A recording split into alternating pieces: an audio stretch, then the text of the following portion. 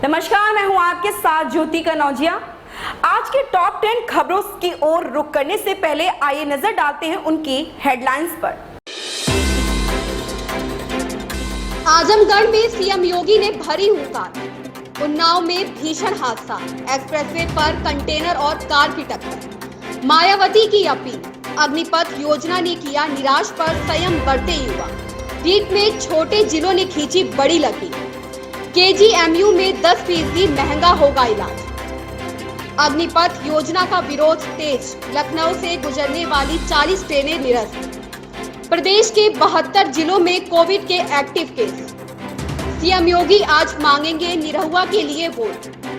America के साथ सैन्य गठबंधन, नेपाल में छिड़ा सियासी संग्राम। मानसून की दस्तक से नरम पड़े गर्मी के तेवर। तो ये थी आज की मुख्य खबरों की हेडलाइंस। आइए अब रुक करते हैं खबरों को विस्तार से। यूपी के आजमगढ़ में लोकसभा उपचुनाव के लिए सियासी सरगर्मी अपने चरम पर है। भाजपा प्रत्याशी दिनेश लाल यादव निरहुआ के पक्ष में समर्थन जुटाने के लिए रविवार को पहुंचे। मुख्यमंत्री योगी आदित्यनाथ ने सपा और बसपा पर जमकर हमला बोला। अग्निपथ योजना के खिलाफ हो रहे विरोध को लेकर विरोधियों पर जमकर बरसे।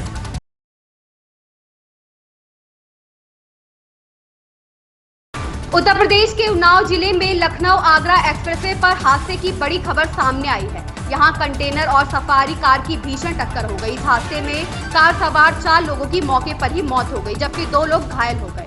मृतकों में पति पत्नी, बेटी और भतीजी शामिल हैं।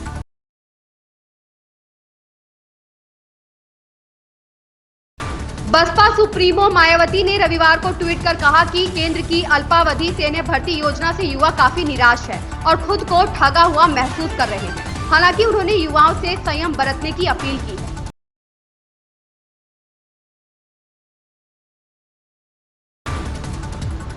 मेधा किसी सुविधा की मोहताज नहीं होती। सच्ची मेहनत और लगन से कोई भी बड़ा मुकाम हासिल कर सकता है। यूपी बोर्ड की हाई स्कूल और इंटरमीडिएट की परीक्षा के शनिवार को घोषित नतीजे यही संदेश दे रहे हैं। प्रदेश के छोटे जिलों के मेधावियों ने बड़ी लकीर खींची है। टॉप 10 की मेरिट में शामिल हाई स्कूल व इंटर के 55 मेधावियों में 37 छात्र छात्राएं छोटे जिलों के हैं। 10वीं में कानपुर का दबदबा रहा तो 12वीं में फतेहपुर के मेधावी छात्र हुए हैं। महानगरों की बात करें तो प्रयागराज से 5, मुरादाबाद से 2 और लखनऊ व वाराणसी से एक मेधावी ही टॉप 10 में स्थान बना सका है।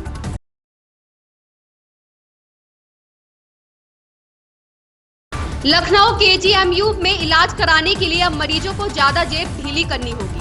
ओपीडी में परामर्श के लिए पंजीकरण शुल्क दोगुना करने की तैयारी कर ली गई है। इसके साथ ही अन्य इलाज की फीस भी 10% बढ़ाई जाएगी। केजीएमयू के हॉस्पिटल बोर्ड में पास ये प्रस्ताव अब कार्य परिषद में अंतिम मंजूरी के लिए रखे जाएंगे।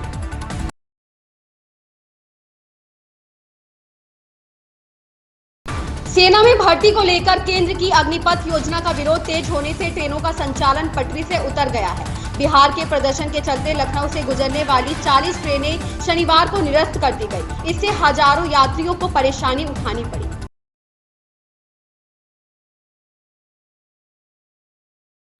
उत्तर प्रदेश में कोविड मरीजों की संख्या लगातार बढ़ रही है। प्रदेश के 72 जिले में कोविड के एक्टिव केस हो गए हैं। फिलहाल कासगंज, महोबा और रामपुर में एक्टिव केस नहीं है। शनिवार को 483 नए मरीज मिलने के बाद एक्टिव केस की संख्या 2323 पहुंच गई है। इनमें से 99% मरीज होम आइसोलेशन में ठीक हो रहे हैं।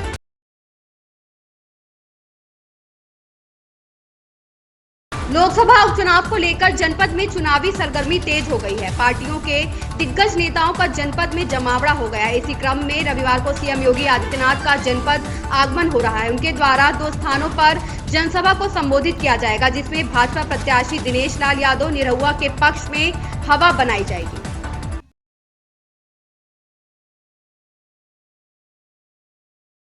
नेपाल में अमेरिका के साथ सैनिक गठबंधन का मुद्दा लगातार सुलगा हुआ है। इसको लेकर विभिन्न राजनीतिक दलों के बीच तू-तू मैं-मैं बढ़ती ही जा रही है। यह विवाद इस हफ्ते शुरुआत में भड़का जब मीडिया में यह खबर आई कि अमेरिका नेपाल पर उसके स्टेट पार्टनरशिप प्रोग्राम में शामिल होने के लिए दबाव डाल रहा है। यह विवाद शुक्रवार को एक नए मुकाम पर पहुंच गया, जब नेपाल की प्रतिनिधि सभा की अंतर्राष्ट्रीय संबंध समिति ने विदेश मंत्री नारायण खड़का और सेना थानाध्यक्ष जनरल प्रभुराम शर्मा को पूछताछ के लिए बुलाया।